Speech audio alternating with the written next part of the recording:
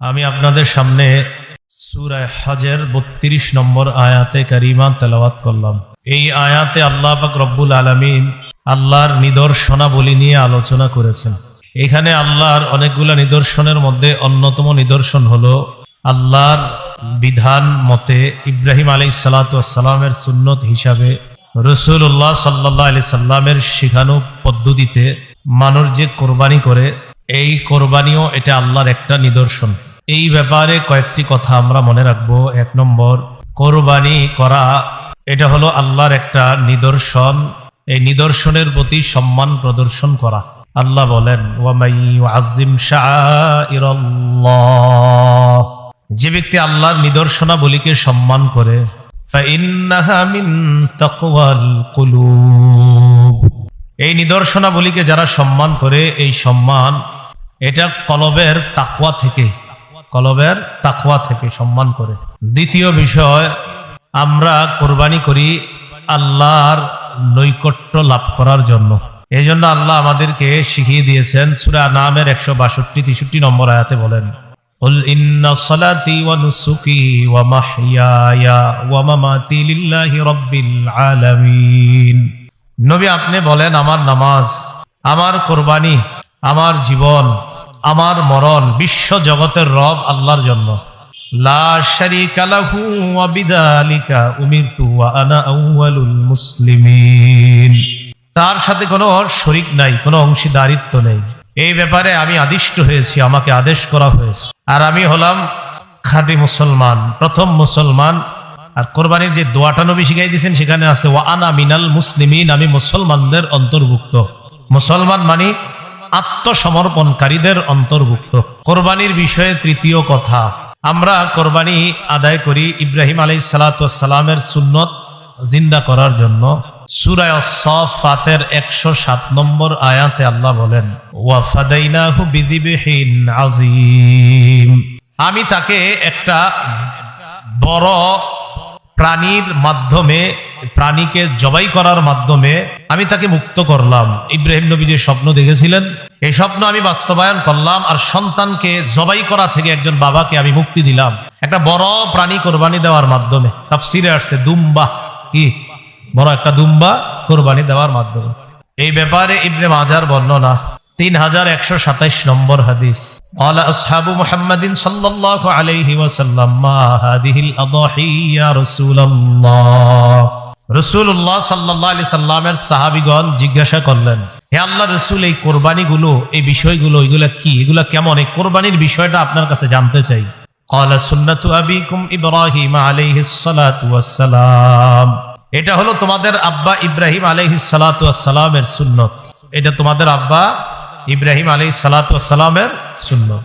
তাহলে কোরবানি আমরা দেই ইব্রাহিম নবীর সুন্নত, এটা কিয়ামত পর্যন্ত জারি রাখবে এই উম্মতের মাধ্যমে, মুসলমানের মাধ্যমে আল্লাহ জারি রাখবেন। এটা প্রতিষ্ঠিত করার জন্য আমরা কোরবানি দিই। কোরবানি আমরা করি ৪ নাম্বার, আল্লাহর শুকরিয়া আদায় করার জন্য। বলেন, কার জন্য? আল্লাহর করার জন্য। সূরা হজের ৩৬ নম্বর আয়াতে আল্লাহ বলেন, ওয়াল বুদনা জাআলনাহা লাকুম মিন শাআইরিল্লাহি লাকুম ফিহা খায়র। ওয়াল বুদনা, ওট, জাআলনাহা লাকুম মিন শাআইরিল্লাহ, আমি এগুলোকে তোমাদের জন্য আল্লাহর নিদর্শন হিসাবে সাব্যস্ত করেছি, নিদর্শন বানিয়েছি, ওট ইত্যাদি এগুলোকে। লাকুম ফিহা খায়র, এগুলোর মধ্যে তোমাদের জন্য অনেক কল্যাণ রয়েছে। ফিহা খায়র, অনেক কল্যাণ। ফাযকুরু ইসমাল্লাহি আলাইহা সাওয়াফ, সারিবদ্ধভাবে, দণ্ডায়মান অবস্থায় এগুলোর উপর তোমরা আল্লাহর নাম নেও, মানে আল্লাহর নাম নিয়ে এগুলারে জবাই করো। ফাইযা ওয়াজাবাত জুনুবুহা ফাকুলু মিনহা, জবাই করার পর এগুলো যখন কাত হয়ে পড়ে যাবে তখন এগুলার গোশত থেকে তোমরা খাও। ওয়া আত'ইমুল কানিআ ওয়াল মু'তার, যারা লজ্জায় চাইতে পারে না তাদেরকে খাওয়াও, আবার যারা চায় তাদেরকেও খাওয়াও। যারা চাইতে পারে না তাদেরকেও খাওয়াও, আবার যারা চাইতে পারে তাদেরকেও খাওয়াও।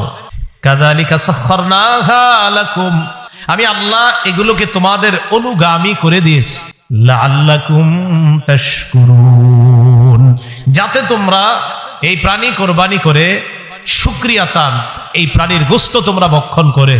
কোরবানির গোশত খাওয়া মুস্তাহাব, মালিক যিনি কোরবানি দিবেন মুস্তাহাব।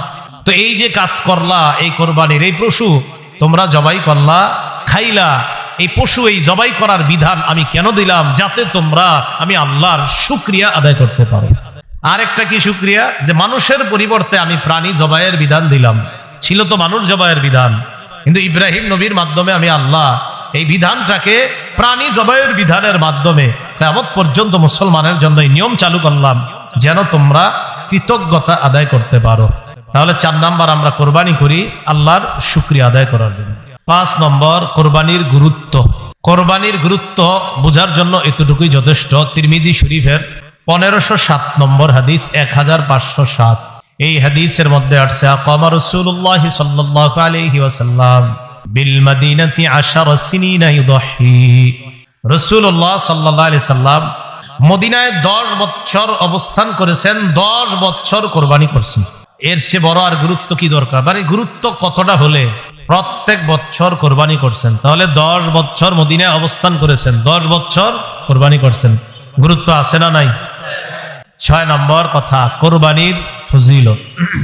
কোরবানির ফজিলতের কয়েকটা ফজিলত আমরা জানি। প্রথম ফজিলত, কোরবানির দিন কোরবানি করা, পশু জবাই করা, এটার চাইতে উত্তম শ্রেষ্ঠ কোন ইবাদত আল্লাহর কাছে নাই। মানে ফরজ ইবাদত নামাজ তো আছে এটার পরে, এই কোরবানি নামক ইবাদতের চাইতে উত্তম কোন ইবাদত কোরবানির দিন আর আল্লাহর কাছে নাই। তিরমিজি শরীফের 1493 নম্বর হাদিসের বর্ণনা, قال رسول الله صلى الله عليه وسلم ما عمل آدمي من عمل يوم النحر أحب إلى الله من إهراق الدم। রাসূলুল্লাহ সাল্লাল্লাহু আলাইহি সাল্লাম বলেন, কোরবানির দিন আদম সন্তান যে কোরবানি করে, এই কোরবানি করার চাইতে এত ফজিলতপূর্ণ আমল আর আল্লাহর কাছে নাই। কবে এটা? কোরবানির দিন। ফজিলত নম্বর 2, কোরবানি করবেন যে পশুকে, এই পশুর শিং থাকবে, এই পশুর পশম থাকবে, এই পশুর খুর থাকবে, খুর। তিরমিজির 1493 নম্বর হাদিসের শেষের দিকে রাসূল সাল্লাল্লাহু আলাইহি সাল্লাম বলেন, ওয়া ইন্নাহা লাতাতি ইয়াউমাল কিয়ামাতি বিকুরুনিহা ওয়া আশআরিহা ওয়া আজলাফিহা। রাসূলুল্লাহ সাল্লাল্লাহু আলাইহি সাল্লাম বলেন, কোরবানির জানোয়ার কিয়ামতের ময়দানে তার শিং, তার পশম এবং তার খুর নিয়ে কিয়ামতের ময়দানে উপস্থিত হবে ওই বান্দার পক্ষে যিনি কোরবানি দিয়েছেন তার সাক্ষী হওয়ার জন্য। এটা একটা হতে পারে। আরেকটা, ওই বান্দা যে উপস্থিত হবে, যে বান্দা কোরবানি করছে তিনি যে উপস্থিত হবে, তাকে আল্লাহ পাক রব্বুল আলামিন ওই শিং, পশম, খুর ইত্যাদি সবগুলার বিনিময়ে যে আমলনামা দিবে, এই আমলনামা নিয়ে কিয়ামতের ময়দানে উপস্থিত হবে।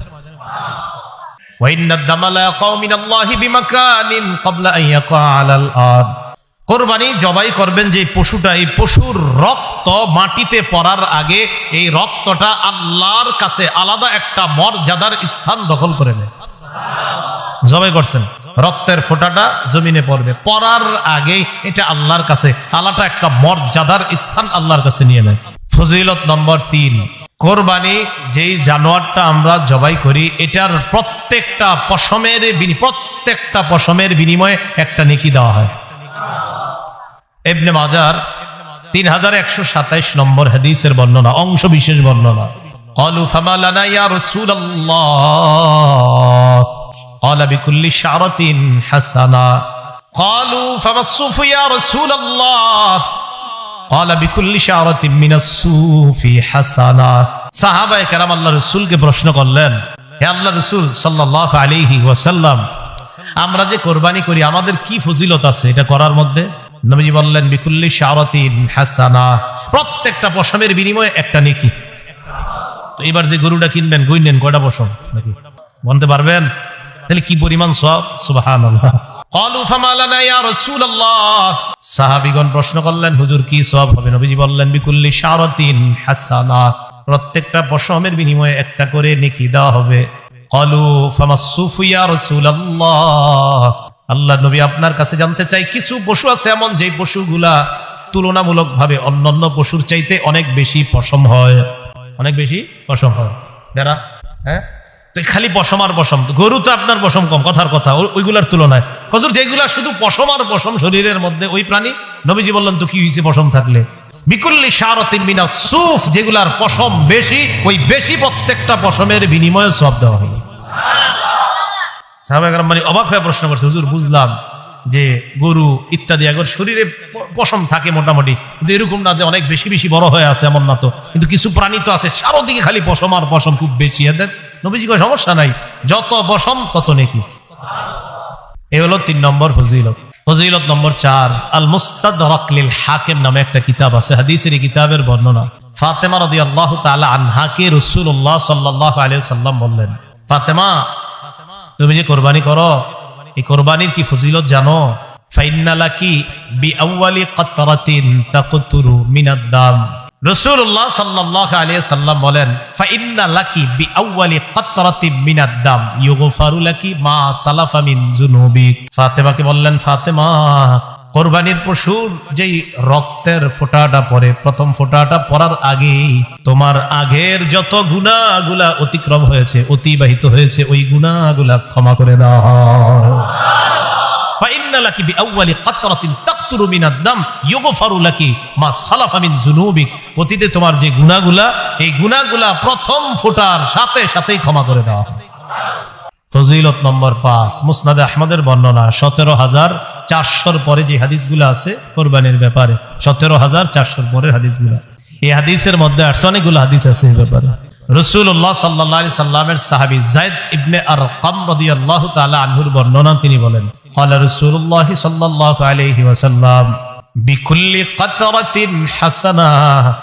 নবীজি সাল্লাল্লাহু আলাইহি সাল্লাম বলেন, আগে তো জানছেন প্রত্যেকটা পশমের বিনিময়ে সওয়াব, এবার নবীজি বলেন প্রত্যেকটা রক্তের ফোঁটার বিনিময়েও আল্লাহ পাক রব্বুল আলামিন একটা সওয়াব লিপিবদ্ধ করে দেন। কোরবানি যারা করার নিয়ত করেছি, আল্লাহ আমাদের নিয়তকে পরিশুদ্ধ করার তৌফিক দান করেন। কোরবানি করার আগে 4টি বিষয় আমরা মাথায় রাখবো, বলেন কয়টি? 1 নম্বর নিয়ত করা, বলেন 1 নম্বর।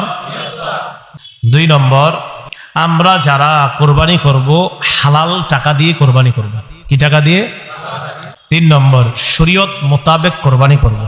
শরীয়ত মোতাবেক, আপনি মন মতো মানে শরীয়ত বলছে বিসমিল্লাহ বলতে, আল্লাহু আকবার বলতে, দোয়া পড়তে, না আপনি কইলেন আমি পড়বো না, কি হইছে না পড়লে, এরকম না, শরীয়ত যেভাবে বলছে ওভাবে। 4 নম্বর, আমরা কোরবানি যখন করব কাউকে দেখানোর জন্য করব না, আমি আল্লাহর জন্য করতেছি, ব্যাস। কয়টা কথা? 1 নম্বর নিয়ত শুদ্ধ, 2 নম্বর হালাল টাকা, 3 নম্বর মোতাবেক, 4 নম্বর কাউকে দেখানোর জন্য না। 1 নম্বর নিয়ত শুদ্ধ করা। সহিহ বুখারীর শুরু হাদিস, ক্বালা রাসূলুল্লাহ সাল্লাল্লাহু আলাইহি ওয়াসাল্লাম, ওমর ইবনুল খাত্তাব রাদিয়াল্লাহু তাআলা আনহুর বর্ণনা, রাসূলুল্লাহ সাল্লাল্লাহু আলাইহি সাল্লাম বলেন, ইন্নামাল আ'মালু বিন্নিয়াত। আমলের প্রতিদান নির্ভর করে নিয়তের উপর। আমলের প্রতিদান নির্ভর করে কিসের উপর? পরিশুদ্ধ নিয়তের উপর আমলের প্রতিদান নির্ভর করে। এজন্য মনে রাখবেন, কোরবানির আগে প্রথম শর্ত নিয়ত শুদ্ধ করা। নিয়ত কি করা? শুদ্ধ করা। তাই শরীকে কোরবানি দিতে খুব সতর্কতা অবলম্বন করা। 4 জন শরীকে দিচ্ছেন, 3 জন দিচ্ছেন, একজনের নিয়তে যদি ঝামেলা হয়, সর্বনাশ হয়ে যাবে। পারেন একা দেন, না পারলে শরীকে দেন, বাকি শরীক যাদেরকে নিবেন তাদের যেন নিয়তটা শুদ্ধ থাকে। একা দিলে একটা লাভ হইলো, নিয়ত ভালো হইলে এটাও আপনি জানেন, খারাপ হইলে এটা আপনি জানেন, আর কেউ জানবে না। টাকা হালাল কিনা এটা আপনি জানেন, আর টাকা হারাম কিনা এটা আপনি জানেন। যা হবার সব আপনার একার হবে। আর 4-5 জনে দিলে একজনের অর্থ যদি হারাম হয়, তাহলে বাকিদের ওই কোরবানির মধ্যে ঝামেলা হয়ে যাবে। কথা বুঝে আসছে? এজন্য শরীক নির্বাচনে খুব সতর্কতা অবলম্বন করা। শরীক যিনি হবেন তার ইনকামটা যেন হালাল হয়, এই বিষয়গুলা খুব লক্ষ্য রাখা। আল্লাহ কথাগুলা বুঝার তৌফিক দান করেন। শরীকে কোরবানি দেওয়া জায়েজ আছে। তিরমিজি শরীফের 1502 নম্বর হাদিসের বর্ণনা, عن جابر بن عبد الله رضي الله تعالى عنه قال نحرنا مع رسول الله صلى الله عليه وسلم عام الحديبية البدنة عن 7 والبقرة عن 7। জাবির ইবনে আব্দুল্লাহ রাদিয়াল্লাহু তাআলা আনহু বলেন, হুদাইবিয়া যুদ্ধের দিন আমরা রাসূলের সাথে কোরবানি করেছি। 7 জনের পক্ষ থেকে একটা ওট জবাই করেছি, 7 জনের পক্ষ থেকে গরু জবাই করেছি। 7 জনের পক্ষ থেকে ওট জবাই করছি, 7 জনের পক্ষ থেকে গরু। তিরমিজি শরীফের 1502 নম্বর হাদিস। 1490 এর পরে সব কোরবানির ব্যাপারে হাদিসগুলা, 1490, 91, 92, 1500, 1, 2, 3 তিরমিজির সব কোরবানির ব্যাপারে। মুসলিম শরীফে বর্ণনা আছে, একই সাহাবীর বর্ণনা, জাবির ইবনে আব্দুল্লাহর বর্ণনা। তিনি বলেন, আমরা কোরবানি করেছি, আমরা ওট 7 জনের পক্ষ থেকে করেছি, গরু 7 জনের পক্ষ থেকে করেছি। তো যাই হোক, শরীকে কোরবানি দিতে সতর্কতা অবলম্বন করা। আমার শরীক যিনি হবেন তিনি যেন হালাল ইনকাম করেন, উপার্জন করেন, এই বিষয়গুলোর প্রতি আমরা অবশ্যই খেয়াল রাখবো। তা আসেন, 1 নাম্বার নিয়ত শুদ্ধ করা। শরীক যিনি হবেন তারও যেন নিয়তগুলা শুদ্ধ হয়।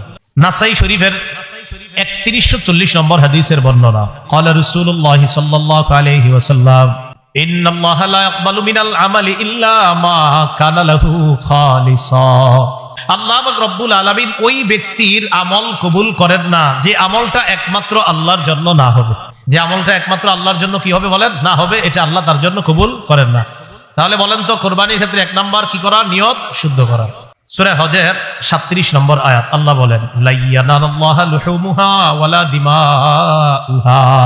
আল্লাহর কাছে গোশত যায় না, রক্ত যায় না, ওয়ালাকি ইয়ানালুহুত তাকওয়া মিনকুম। তোমাদের তাকওয়া, অন্তরে কার কি পরিমাণ ভয়, নিয়ত কতটুকু শুদ্ধ, আল্লাহর জন্য কোরবানি করছি কিনা, এটাই আল্লাহর কাছে যায়। আল্লাহর কাছে আমাদের তাকওয়া যায় বলেই তো আল্লাহ মায়া করে কোরবানির গোশত আমাদেরকে খাওয়ায়। গোশত কারা খায়? আমরা খাই না। তো কোরবানি করলাম কার জন্য? আল্লাহ আমগরে খাওয়ায়। সুবহানাল্লাহ। কেন? আল্লাহ তো আমাদের থেকে রক্ত গোশত এটা চায় না, আল্লাহ চায় নিয়তটা ঠিক কিনা। মনে থাকবে তো ইনশাআল্লাহ? ক্বালা রাসূলুল্লাহ সাল্লাল্লাহু আলাইহি ওয়াসাল্লাম, সালাসুন লা ইউযিল্লু আলাইহিন্না কলবু রাজুলিন মুমিন। 3 ক্ষেত্রে মুমিনের অন্তর খেয়ানত করতে পারে না। বলেন কয় ক্ষেত্রে?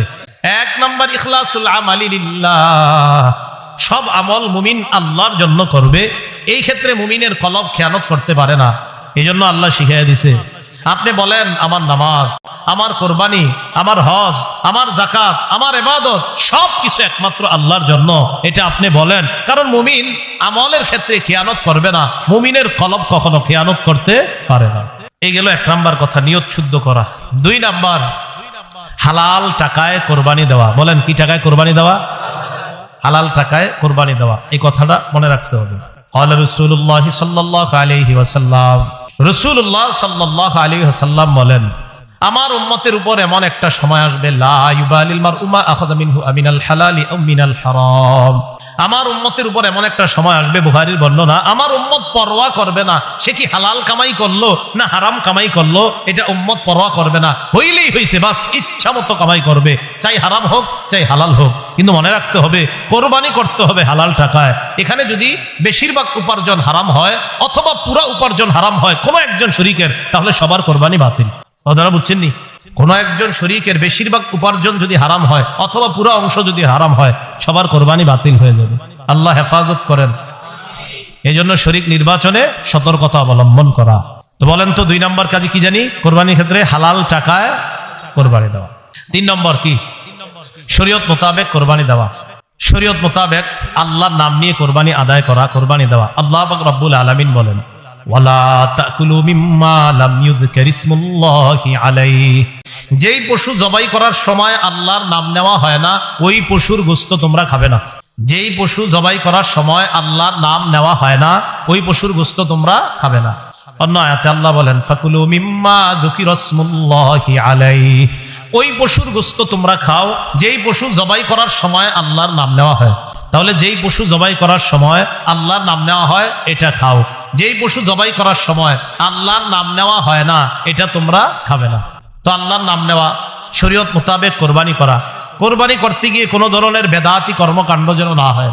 যেমন পশু কিনছেন, এখনো 10 দিন বাকি কোরবানি, বা 5 দিন বাকি, বা 3 দিন বাকি। ওই মুহূর্তে আপনারা, অনেক মানুষ কত রং বেরঙ্গের তামাশা করে পশুরি নিয়া, এই করতে হয় সেই করতে হয়। বেচারার জবান থাকলে মনে হয় বলতো, আমার একটু মাফ করো, এত কিছু করো কামারে। কোন ধরনের বেদাত যেন অনুপ্রবেশ না করে। মনে রাখবেন, সব বেদাতের মূলে থাকে জাল বর্ণনা। কি বললাম? সব বেদাতের মূল হয় জাল বর্ণনা। এই জাল বর্ণনা হয় সমস্ত বেদাতীদের প্রথম হাতিয়ার জাল বর্ণনা। একটা জাল বর্ণনা ফিট করবে, এটা হবে বেদাতের প্রধান হাতিয়ার। বেদাতের কোনো অনুপ্রবেশ করানো যাবে না, শরীয়ত মোতাবেক কোরবানি করা। বর্ণনা 2697 নম্বর হাদিস, আম্মা জান আয়েশা সিদ্দিকা রাদিয়াল্লাহু তাআলা আনহার বর্ণনা, ক্বালা রাসূলুল্লাহ সাল্লাল্লাহু আলাইহি ওয়াসাল্লাম, মান আহদাসা ফি আমরিনা হাযা মা লাইসা মিনহু ফাহুয়া রাদ্দুন। রাসূলুল্লাহ সাল্লাল্লাহু আলাইহি সাল্লাম বলেন, আমাদের ইসলাম ধর্মের মধ্যে, ইসলামের এই শরীয়তের মধ্যে কেউ যদি ইবাদতের নামে সওয়াবের আশায় নতুন কিছু আবিষ্কার করে, বলেন সবাই, ইসলামের মধ্যে ইবাদতের নামে সওয়াবের আশায় নতুন কিছু আবিষ্কার করে, এটা বেদাত। এটা কি? ফাহুয়া রদ্দুন, এটা প্রত্যাখ্যান করা হবে।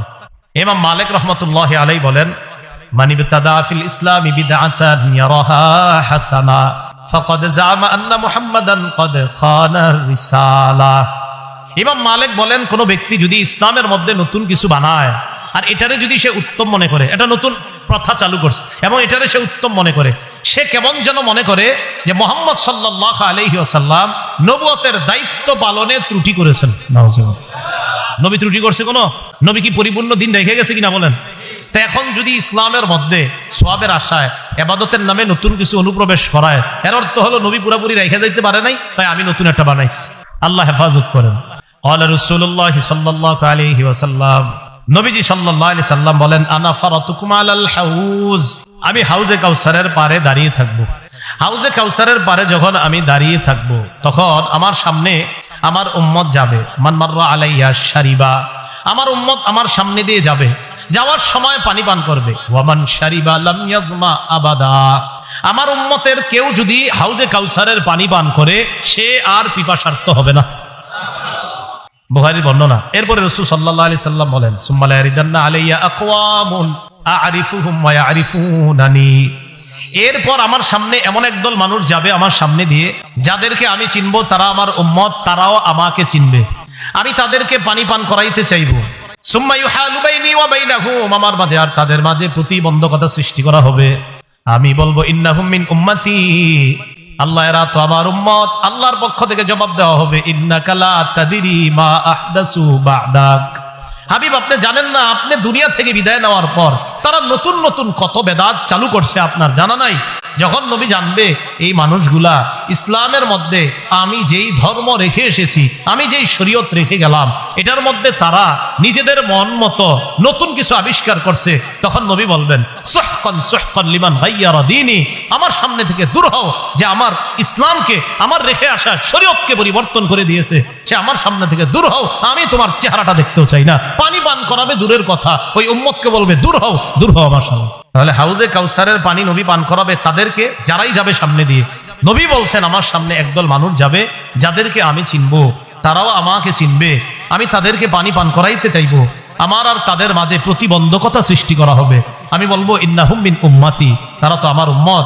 জবাব দেওয়া হবে, ইন্নাকা লা তাদরি মা আহদাসু বা'দাক, আপনি জানেন না, আপনি দুনিয়া থেকে চলে আসার পর তারা কত নতুন কিছু আবিষ্কার করছে। নবীজি বলেন, তখন আমি বলবো, সুহকান সুহকান লিমান গায়্যারা দীনি ওয়া ফি রিওয়ায়া বাদদালা দীনি, আমার ধর্ম, অর্থাৎ আমি যে ধর্ম রেখে আসলাম দুনিয়াতে, যে শরীয়ত রেখে আসছি, এটা যে পরিবর্তন করেছে, দূর হও আমার সামনে থেকে। আল্লাহ আমাদেরকে হেফাজত করেন।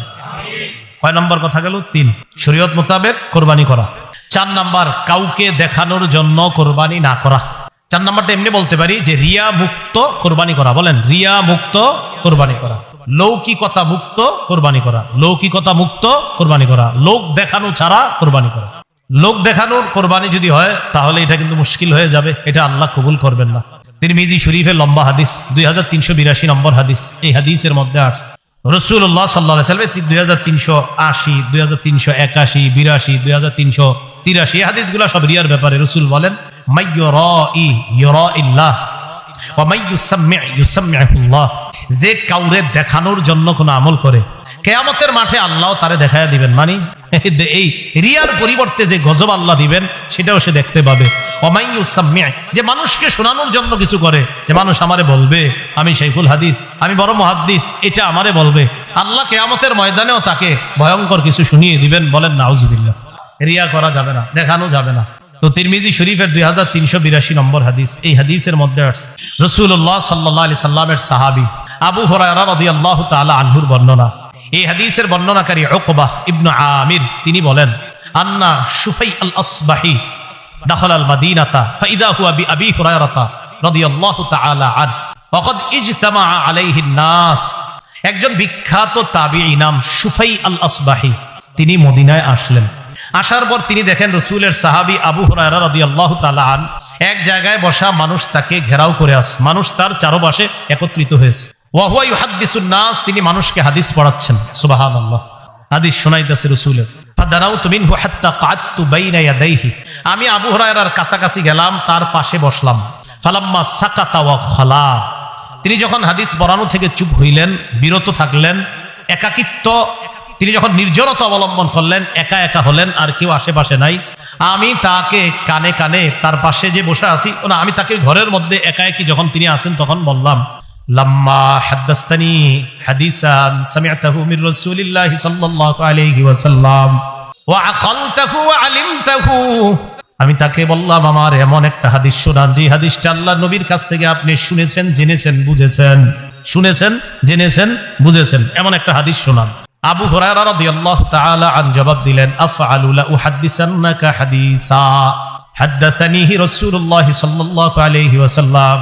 আবু হুরায়রা রাদিয়াল্লাহু তাআলা আনহু বললেন, আল্লাহর কসম আমি তোমারে এমন একটা হাদিস শোনাবো যে হাদিসটা রাসূলুল্লাহ সাল্লাল্লাহু আলাইহি সাল্লাম আমাকে বলেছেন, যে হাদিসটা নবীজি আমাকে বলেছেন। এই কথা বলার পর নাশাগা আবু হুরায়রা নাশগা, আবু হুরায়রা রাদিয়াল্লাহু তাআলা আন বেহুশ হয়ে গেছে। হাদিস বলছিনি, সবাই বলেন হাদিস বলছে, বলার আগেই বেহুশ।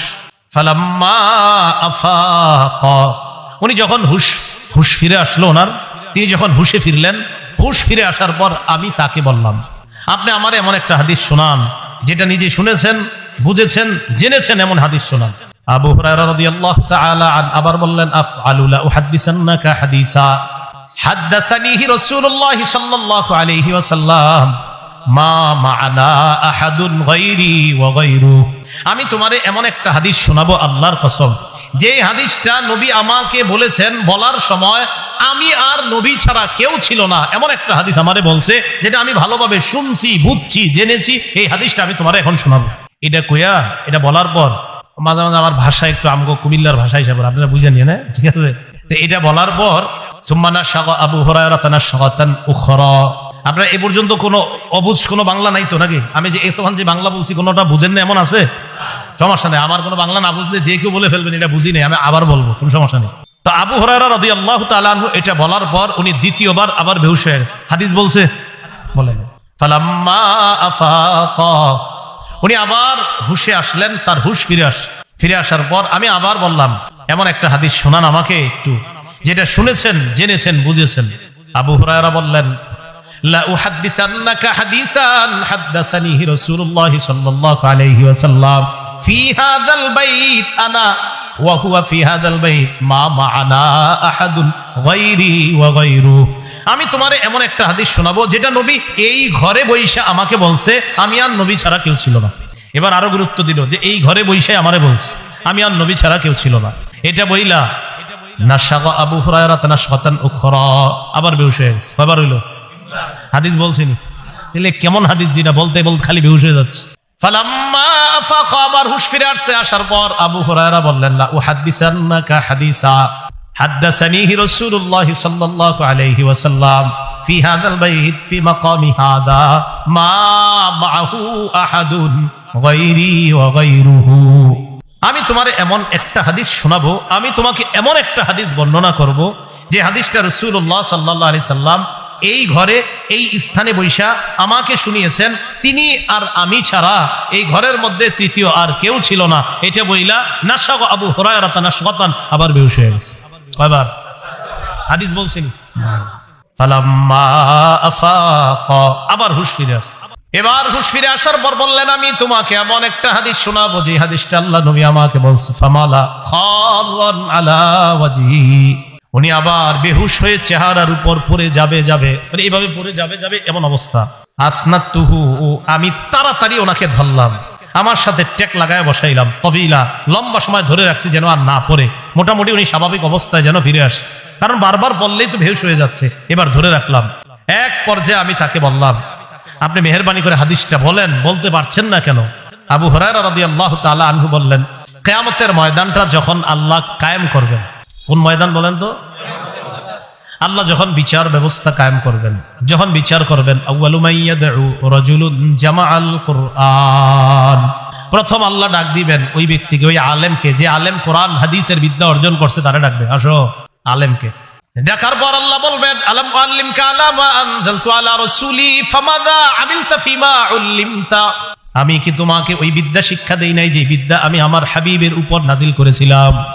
আমি কি তোমাকে ওই বিদ্যা শিক্ষা দেই নাই যে বিদ্যা আমি আমার হাবিবের উপর নাজিল করেছি? ওই বিদ্যা কি আমি তোমারে শিখাই নাই? জবাব দিবে, বালা জি রব, আপনি আমারে শিখাইছেন। তো কি করছো? আমল করছো শিক্ষা অনুযায়ী? জবাব দিবে, আকুমু বিহি আনা আল-লাইলি ওয়া আনা আন-নাহার। আমি সকাল সন্ধ্যা আমল করছি, আমি কোরআন প্রচার করছি, হাদিস প্রচার করছি, এরকম বলবে। যেমন মনে করেন আমি যদি কই আল্লাহ আমি দিনের বেলা ক্লাস করছি, রাতের বেলা হাদিস প্রচার করছি, তো এরকম মনে করেন একজন আলেম বলবে আল্লাহ আমি দিন রাত শুধু কোরআন হাদিস প্রচার করছি। আল্লাহ বলবে হ্যাঁ ঠিকই করছো, কেন করছো? বলবে আপনারে খুশি করার জন্য। আল্লাহ বলবে না কাযাবতা, তুমি মিথ্যা বলছো। সব ঠিক কিন্তু তুমি মিথ্যা কথা বলছো। তুমি কি বলছো? মিথ্যা কথা। এবার আপনাদেরকে মাঝে মাঝে যদি বলি পোস্টারে বেশি কিছু লিখেন না, আপনারা তো টাইটেল লাগাইতে লাগাইতে আখেরাত বরবাদ করে দেওয়ার চেষ্টা করেন হুজুরদের। হ্যাঁ, আল্লামা অমক অমক বলতে বলতে আসল নামই দিই মাঝে মাঝে খুঁজে পাই না। আমি কি দেখি আমি এরকম এরকম এরকম। হ্যাঁ, আল্লামার ব্যাপারে তো আমি কঠোরতায় যাচ্ছি। আগামীতে আল্লামা লেখা থাকবে ওই মাহফিল ক্যান্সেল হয়ে যেতে পারে, একদম সরাসরি ক্যান্সেল। আল্লামা লিখবেন, কে কে পছন্দ করে সেটা যার যার ব্যাপার। আমার নামের শুরুতে আল্লামা লিখবেন, মাহফিল ক্যান্সেল টোটাল, সাথে সাথে কোনো ওজর আপত্তি পরামর্শ সুপারিশ কোনো কার্যকরী হবে না। এটা আমি পছন্দ করি না, কেন লিখবেন? এটা আপনি এটা লিখবেন না। হাফিজুল হাদিস লিখলে ক্যান্সেল তো হবেই মাহফিল, ভবিষ্যতে আর কোনোদিন পাবেন না। আল্লামা লিখলে মাহফিল ক্যান্সেল, আর হাফিজুল হাদিস লিখলে ভবিষ্যতে আর পাবেন না। মাথা রাখবেন, এই ভুলেও লেখেন না, এই কাজ ভুলেও করেন না। আল্লাহর হস্তে আল্লামা লিখবেন না, হাফিজুল হাদিস লিখবেন না, এগুলো লিখবেন না, ভুলেও লেখেন। আল্লাহ কথাগুলো আমল করার তৌফিক দান করেন। তো আল্লাহ বলবে কি করছো? সকাল সন্ধ্যায় কোরআন হাদিস প্রচার করছি, আল্লাহ আমল করছি কোরআন অনুযায়ী, হাদিস অনুযায়ী, আপনি যে বিদ্যা শিক্ষা দিচ্ছেন বিদ্যা অনুযায়ী। আল্লাহ বলবে মিথ্যা কথা বলছো। ওয়াতাকুলু লাহুল মালাইকাতু কাযাবতা, ফেরেশতারা বলবে সাথে সাথে জি তুমি মিথ্যাবাদী। ফেরেশতারা বলবে তুমি মিথ্যাবাদী। ফাসহিবা বিহি আলা ওয়াজহিহি, মাথাটা নিচের দিকে দিয়ে পাগুলা উপরের দিকে দিয়ে ধাক্কা মারতে মারতে জাহান্নামের দিকে হেঁচড়াইতে হেঁচড়াইতে নেওয়া হবে। যাও। 2 নাম্বার ডাক দিবে রাজুলুন কুতিলা ফি সাবিলিল্লাহ বা রাজুলুন সাহিবুল মাল, সম্পদওয়ালাকে ডাক দিবে। ডাক দেওয়ার পর বলবে আলাম ওয়াসি আলাইকা, আমি কি তোমারে কোটিপতি বানাই নাই, প্রচুর সম্পদ দান করি নাই? যে আল্লাহ দান করছেন। আমি যেই বিধান দিয়েছিলাম বিধান পালন করেছো কিনা? হ্যাঁ মাওলা পালন করেছি। কি করছো? কাসিলুর রহিম, আমি আমার রক্তের সম্পর্ক রক্ষা করেছি। আর আতাসাদ্দাকু, আমি দান সদকা করতাম। আল্লাহ বলবে কেন করছিলা? আপনারে খুশি করার জন্য। না কাযাবতা, এই জায়গায় তুমি মিথ্যা কথা বলছো। করছো ঠিক আছে, কিন্তু এই জায়গায় মিথ্যা কথা বলছো। তুমি আমারে খুশি করার জন্য করো নাই, জানো আগামীকাল ফেসবুকে তোমার ছবি আসে তুমি 70 জনকে দান করছো, এই জন্য করছিলা। কি ঠিক? হ্যাঁ, এই অ্যালার্জি থেকে যে কবে মুক্ত হবে সমাজ আল্লাহ জানে। মশারি দিতেছে, এটাও ফেসবুকে আসতেছে। আপনার মশারি ফেসবুক, মানে যেটাই দিচ্ছি আমি, বেচারা একজনরে একটা মশারি দিবে, 14 জন ছবি তুলতেছে। একটা মশারি, একটা গামছা, একটা লুঙ্গি। কথার কথা যদি ঠিক আছে, আসলে যদি সহি শুদ্ধ নিয়তে দেয় তাহলে তো ঠিক আছে, ফেসবুকে দিলেও ঠিক আছে যে না নিয়ত শুদ্ধ। কিন্তু ঘটনা চক্রে যদি আপনার মাকসাদ হয় না মানুষ দেখুক, তো অবস্থাটা হবে কি? কথাটা বুঝছেন নি? মানে মূল কথা মানুষ দেখে আমারে বাহবা দিবে, এটা যেন না হয়, এটা হলো মূল কথা। তো কেন সৎকা করছো? তখন বলবে আল্লাহ আমি তো করছি এই জন্য আপনার জন্য। বললো না মিথ্যা কথা। লিউকাল, যেন তোমাকে বলা হয় ইন্নাহু জাওয়াদ ফুলানুন জাওয়াদ, ওমকে বড় দানশীল, উত্তর পাড়ার ওমকে বড় দানশীল। তুমি এই নিয়তে দান করেছিলা। অখতকিল, দুনিয়াতে এই বাহবা তুমি প্রচুর অর্জন করেছো। তো যাদের বাহবা দরকার ছিল এটা তো তুমি পেয়ে গিয়েছো। আমি রবের জন্য তো তুমি কিছু করো নাই, তো কি করা? মাথাটা নিচে পা উপরের দিকে দিয়ে হ্যাঁচড়াইতে হ্যাঁচড়াইতে জাহান্নামে নিক্ষেপ করো। কথাগুলো পুরোটা বুঝবেন। মানে মূল কথা আমি যা করছি সেটা কার জন্য হতে হবে? এটা যদি না হয় আল্লাহ বলবে তুমি তো আমার জন্য করো নাই, তুমি করছো, তুমি দান করছো, তুমি সব করছো, করছো কার জন্য? এবার ডাক দিবে আল্লাহ রাজুলুন কুতিলা ফি সাবিলিল্লাহ, আল্লাহ রাস্তার মুজাহিদকে তোমার আমি জিহাদ করার তৌফিক দিছি। কেন করছো? কয় কাতালতু হাত্তা কুতিলতু, আল্লাহ আমি লড়াই করতে করতে শহীদ হয়ে গেছি। আল্লাহ বলবে কেন? আপনারে খুশি করার জন্য। আল্লাহ বলবে না, দুনিয়াতে তোমার এই নিয়ত ছিল না, তোমার নিয়ত ছিল আমারে সবাই বীর বাহাদুর বলবে, তুমি এই জন্য করছিলা। তো দুনিয়াতে বাহবা দিছে, তোমার বীর বাহাদুর বইলা পত্রিকায় তোমার ব্যাপারে প্রচুর লেখা হয়েছে, তুমি বীর, তুমি বাহাদুর, সব।